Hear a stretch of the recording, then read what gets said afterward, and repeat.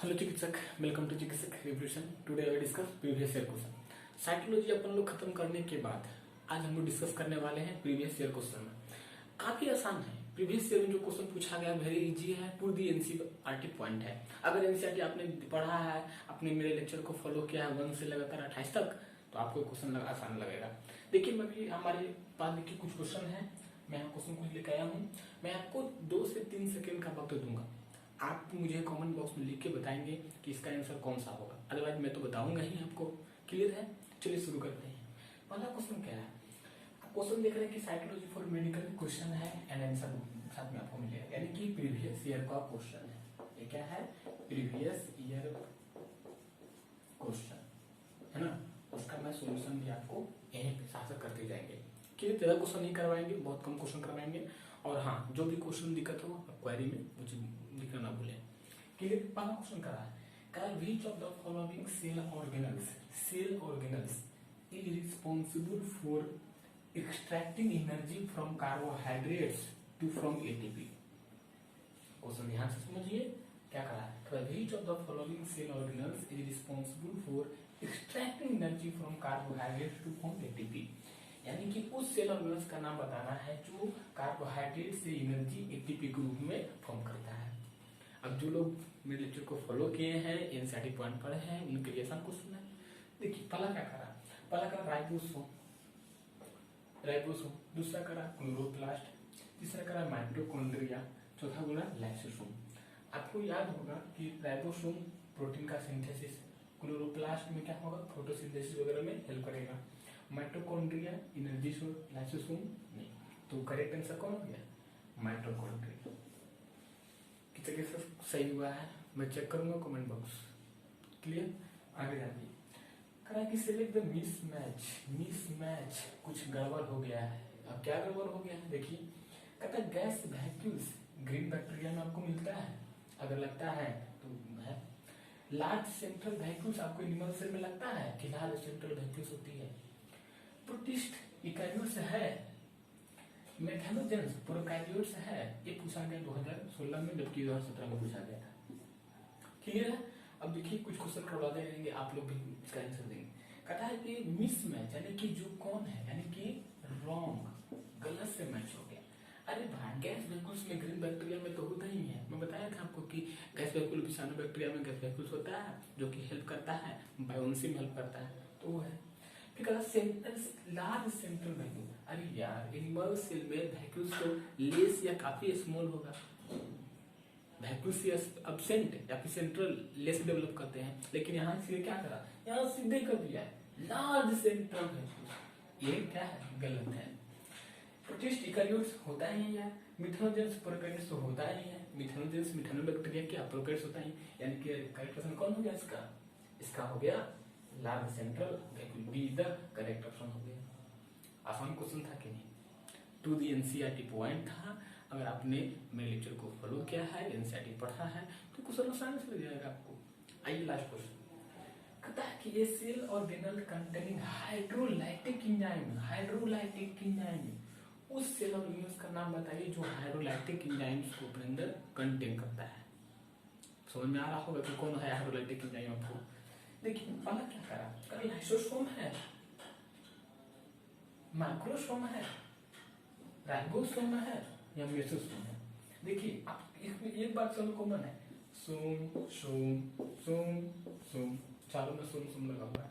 लेकिन अगर आपको याद होगा कि लाइसोसोम जो होता है वाटर हाइड्रोलाइटिक एंजाइम को रखता है, और वो अपने आप में क्या करता है, जब अगर का मेटाबॉलिक रिएक्शन होता है तो उसकी अपने लेयर को डिस्ट्रैक्ट कर देता था और उसके अंदर का मटेरियल बाहर निकल जाता था। इसलिए इस कंडीशन को बोलते हैं सुसाइडल सेल ऑफ लाइसोसोम, बोलते हैं आत्महत्या की थैली।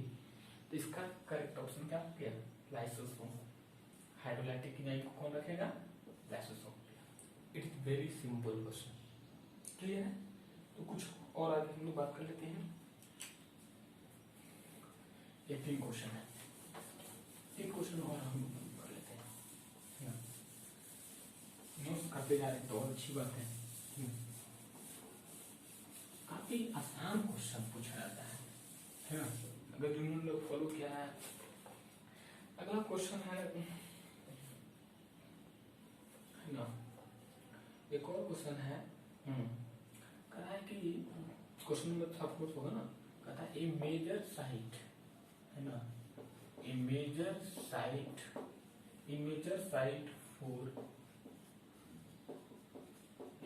Site for synthesis of lipids is, यार तो ऐसे ही बता देंगे सबको है ना।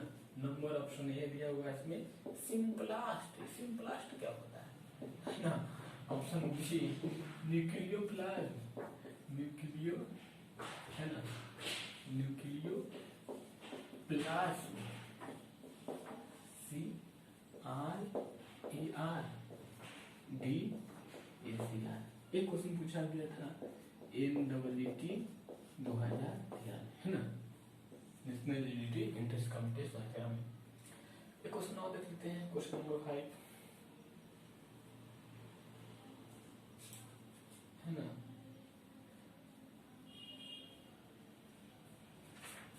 एक क्वेश्चन और देख लेते हैं हम लोग।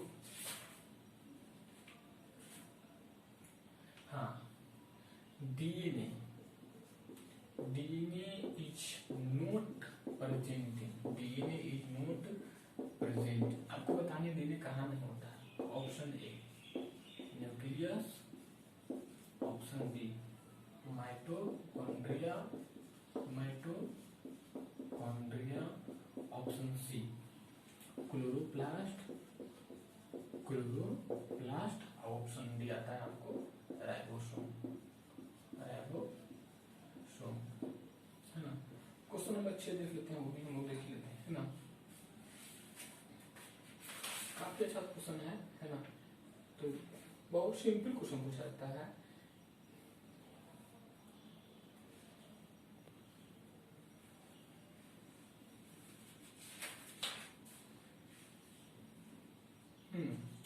द प्रोटीन्स, अगला question, the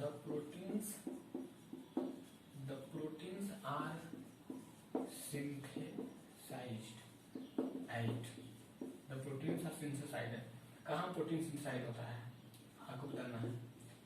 centrosome, option B Golgi bodies, option C ribosomes and option D mitochondria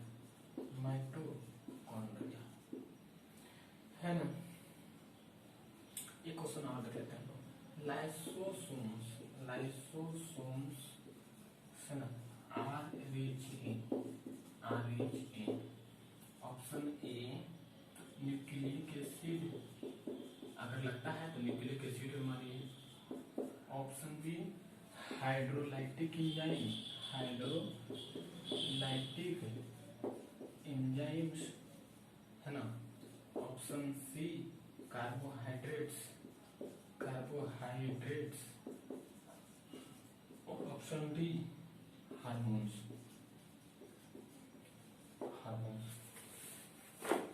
answer आ गया पक्का?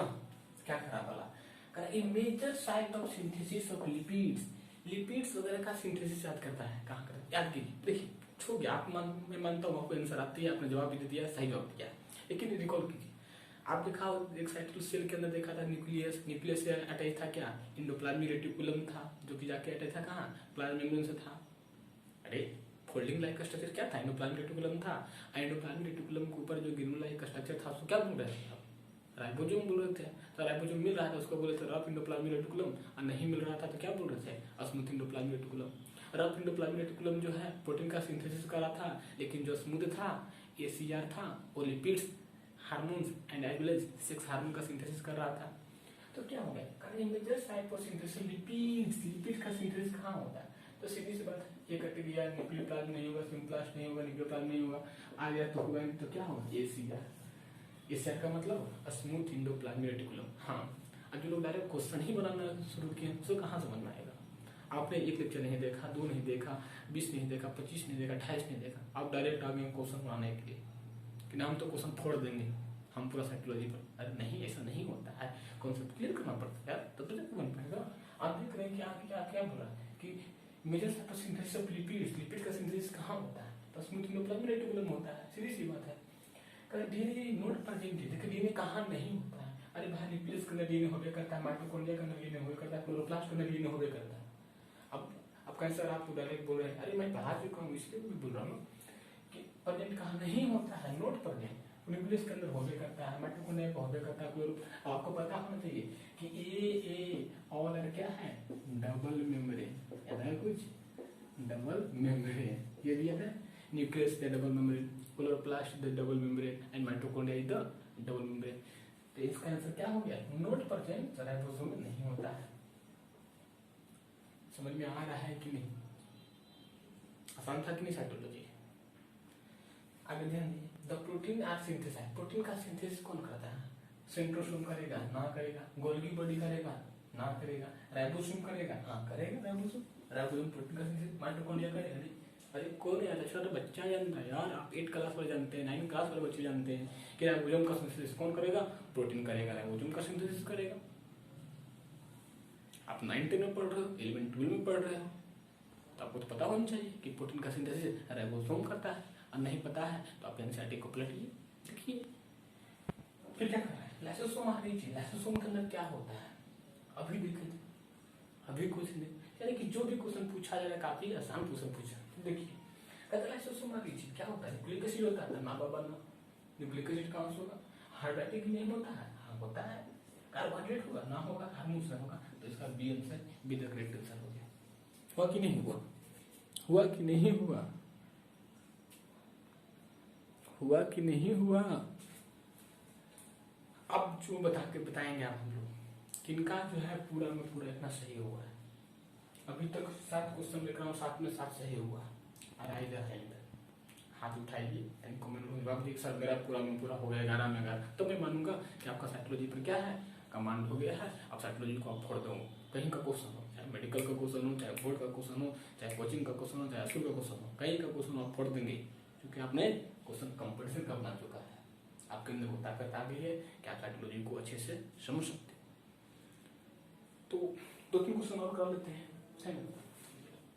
2-3 क्वेश्चन और कर लेते हैं। 7 क्वेश्चन हो गए, 3 क्वेश्चन और कर लेते हैं।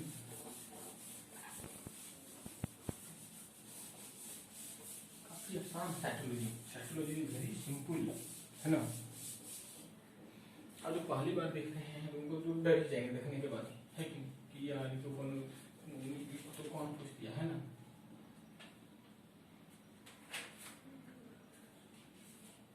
क्वेश्चन देख लेता हूँ मैं।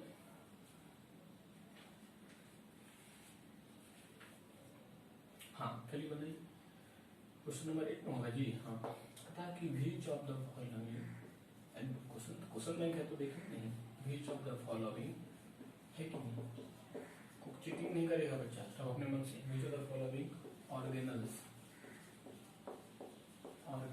हैज सिंगल मेम्ब्रेन, बताइए इसमें सिंगल मेम्ब्रेन होता है, आपको बता ही है इसमें सिंगल मेम्ब्रेन होता है। ऑप्शन ए माइटोकॉन्ड्रिया, अच्छा क्या क्वेश्चन है यार, माइटोकॉन्ड्रिया। ऑप्शन बी स्फेरोसोम, देखिए खाली आपको फंसाने के लिए दिया जा रहा है, spherosome. Option C nucleus, option D silver. Oh my God, single membrane. अगला क्वेश्चन,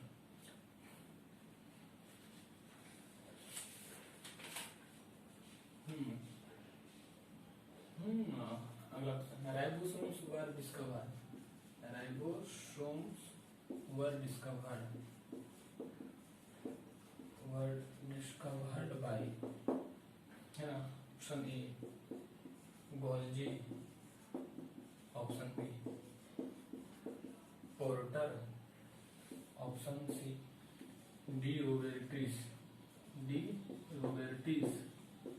ऑप्शन डी पलाडे।